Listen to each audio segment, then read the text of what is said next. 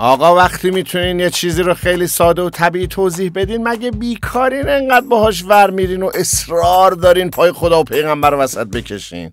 مثل چی؟ نمونهش همین خلقت هستی. الان علم میتونه بدون اینکه پای خدا رو وسط بکشه خیلی ساده و راحت خلقت جهان هستی رو توضیح بده، مگه نه؟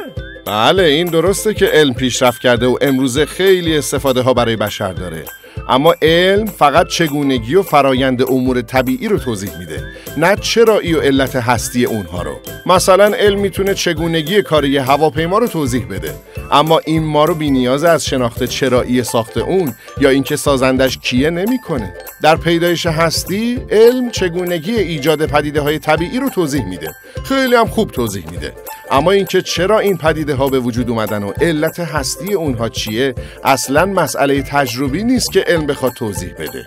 اینجا باید رفت سراغ فلسفه و دلیل عقلی. باید توجه کنیم که مبنای علم تجربی مشاهده است، پس تو همین محدوده میتونه نظر بده. این که میبینیم بشر به سمت دانش‌های مثل فلسفه، منطق و ریاضی و جبر و حساب و هندسه رفته، نشون میده هر دانشی یه محدودیت‌هایی داره و همه چیز دنیا رو علوم تجربی نمیتونه توضیح بده. مثلا میشه از زیست شناسی انتظار داشت یه معادله دو مجهوله ریاضی رو حل کنه؟ یا میشه از ریاضی انتظار داشت سلول‌های بنیادین رو تعریف کنه؟ خب همینطور هم نمیشه از علوم تجربی انتظار داشت خدا رو تعریف کنه یا اثبات و رد کنه. هر علمی مرز و محدوده‌ای داره جون من.